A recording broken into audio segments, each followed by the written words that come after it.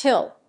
According to a 2009 Sports Illustrated article, 60% of former NBA players are broke within 5 years of retirement. By the time they have been retired for 2 years, 78 of former full players have gone bankrupt or are under financial stress. The leagues now have financial literacy training for the rookies. Financial literacy training for the rookies. They get vets to come in and speak to them. Or complex. Com or sports or for. Ba. Rookies. Financial literacy is more than scared, straight, stories or veteran. Connections. One of the main messages they said was learn how to say no because there's going to be so many people trying to get at you and pull at you from different directions. Trey Murphy, IA. Good agents also help teach their clients financial literacy. Besides family and friends, the players need to find one interest to spend money on instead of multiple interests. There's a Hockey Agent podcast episode where they bring in Steph Curry's money manager and ask him questions. Very enlightening. You also this doc almost all the athletes interviewed did complain about pay. They more so argued the rookies or people not getting paid the same amount as the Jordan or James on the team. But they would still act like they were. Like I remember these guys saying they would make rookies buy everyone's meal at a fancy restaurant. Wasting new signing bonus on a bunch of new cars they will lose value. It's this. It was only 13 years ago, but so much has changed in sports. I don't know how many 22-year-olds still live at home in 2012, but these players are kids when they get drafted. Then Flum has done a much better job with guidance and teaching financial literacy. Literally every job should offer this. I think I read that attendance for these seminars is extremely low. If I remember the documentary correctly, a lot of the financial issues have to do with the pressure the athletes face from their numerous family, friends, and hangers on to support them as well. There was an article where an full player discussed this. I don't follow football, so I don't remember his name. I just thought it was an interesting article.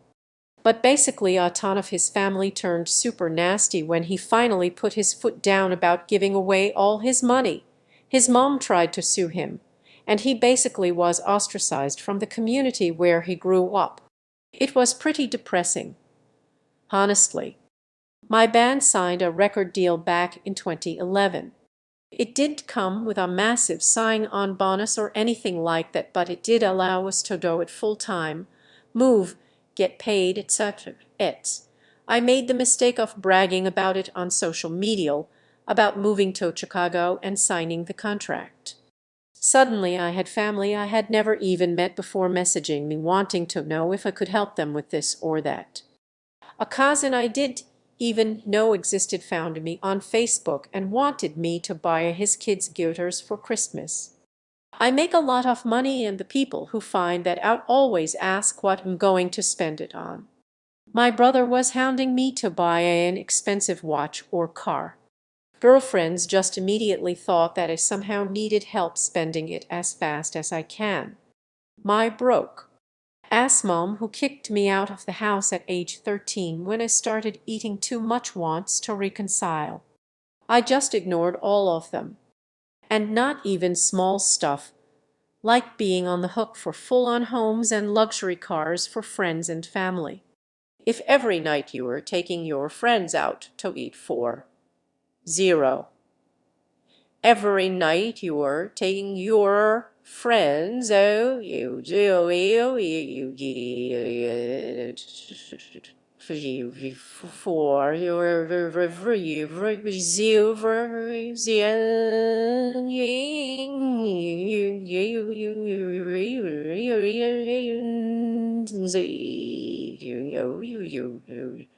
well, that's more year in restaurants a year.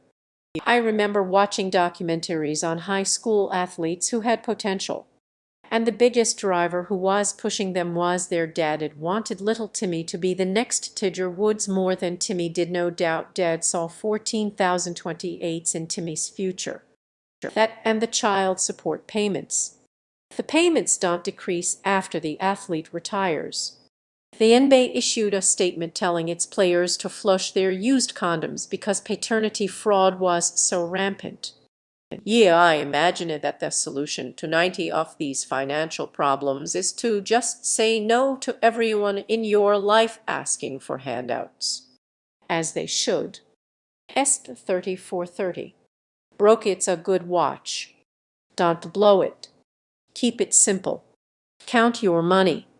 You can either live like a king for a year or live like a prince forever. I used to work with a former Atetinsor. We were line cooks. Edit. I'm not going to name him without his permission. Given that we don't work together anymore and I haven't even seen him in years, that's not going to happen. Think of it like this. Most players join the league between 22 years of age. Average NFL careers are 3-ish years. So basically you end up with a bunch of broke 25-year-olds. Shit, I was broke up until 30. I was in the army with a former NFL special teams player. He fell off a roof during deployment and is paralyzed now. After war before his NFL time. This source is from 2009, over a decade ago. Leagues became aware of this issue and started to implement education and other assistance to players. It'd be interested in what percent go broke now with those changes. Yeah, this story is screaming for a follow-up. Players also make way more money than they did for the types of players who were surveyed in 2009. A 2009 survey was realistically catching guys who started their careers before 2000. A 1998 minimum salary was 50. Now it's even after inflation, that's a 66 increase. I worked for a mortgage company, and during the 2007 housing crash, a file came across my desk for an full player with a Super Bowl ring who was in the process of losing his house. I've lost count of how many basketball and hockey guys me companies foreclosed on, but I still remember the one with a brand new Hummer 3 in their driveway. Poor Tom Brady. I mean, it makes sense. A lot of players are just kids when they start. Many don't come from affluent families. All of a sudden they have a bunch of money dumped in their lap. They did into that lifestyle and become used to it. It's the same with lottery winners.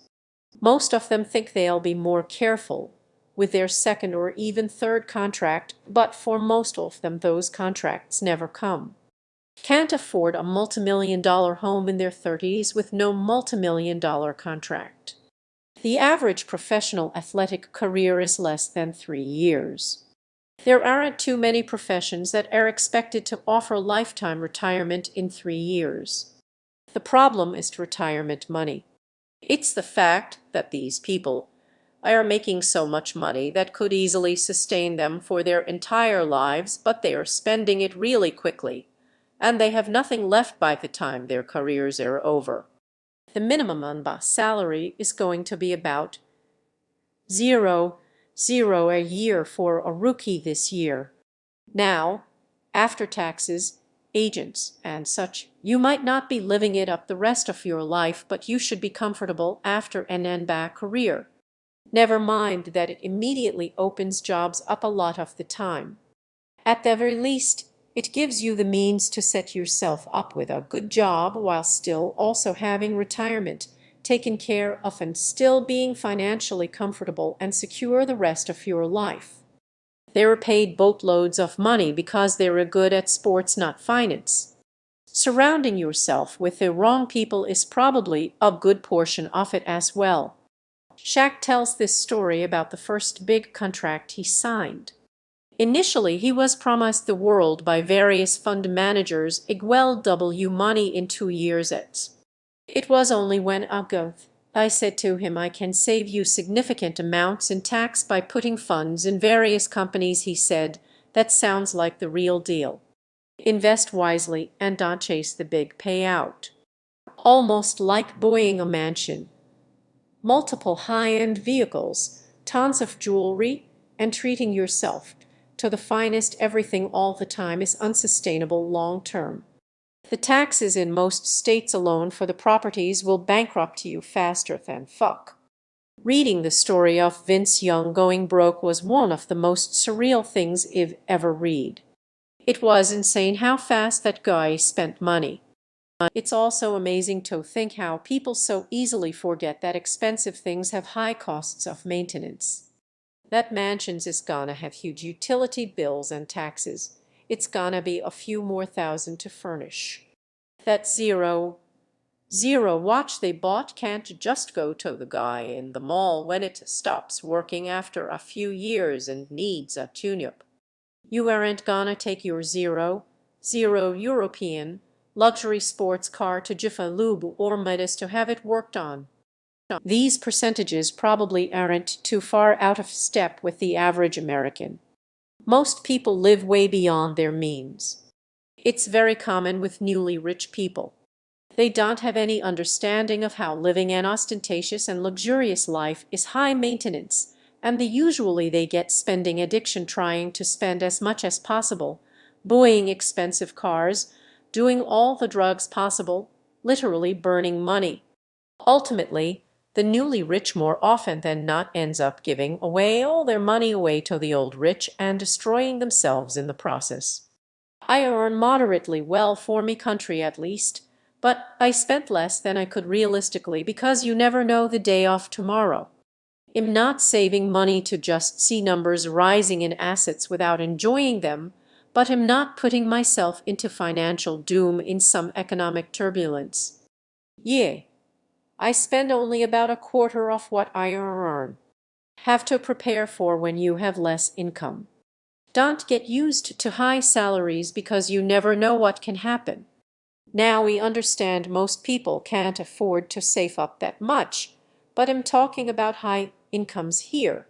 If you earn millions a year, or honestly even just six figures a year, you should save up a significant portion of your wealth each month and reinvest it. Definitely don't spend it all on stuff that costs money to maintain. That explains why Joanna Math does those fucking annoying commercials for seniors' medical insurance. Not surprised. I work in healthcare, and some hospitals have worked and have big contractors with big-name sports teams. Many of the players I encountered could not spell their own name. They were often illiterate and would shrug when given paperwork. They had teams of people who did those things for them.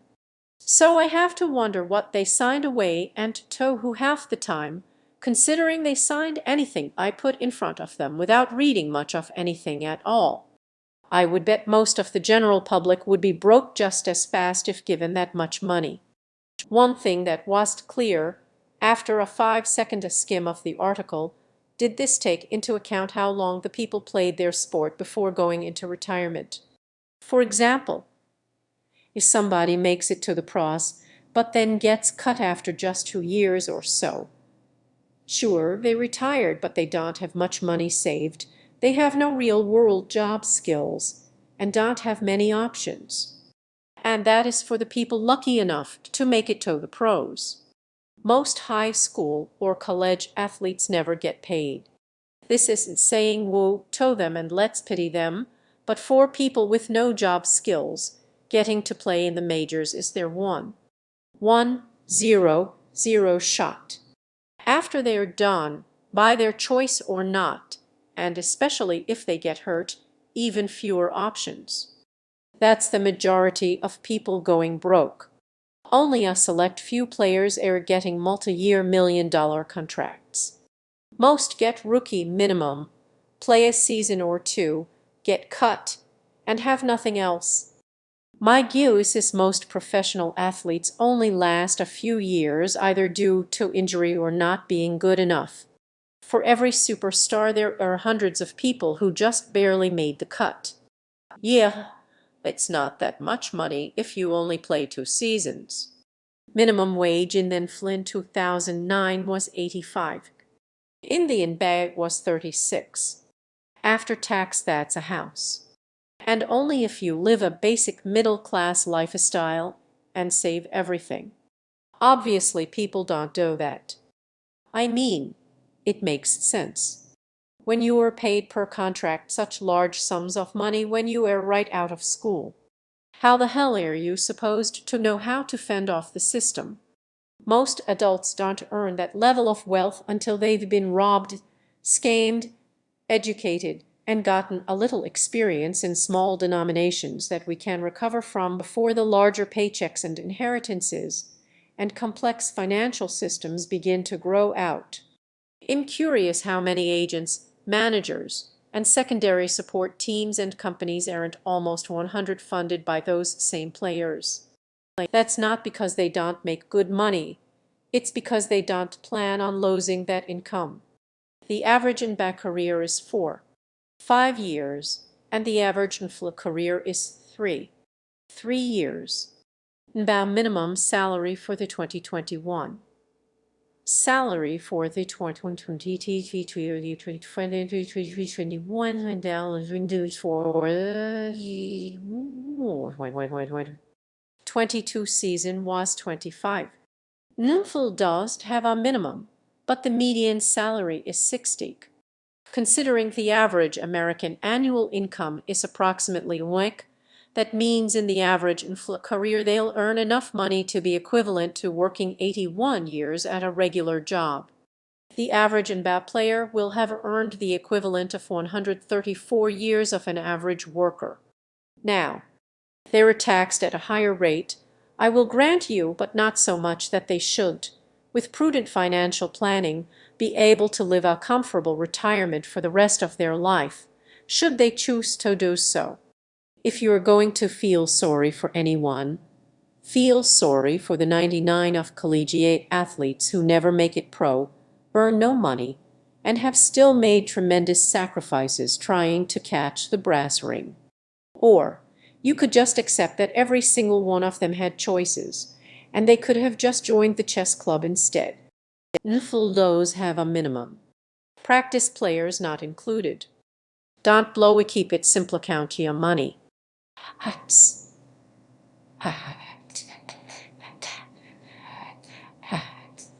Or YouTube.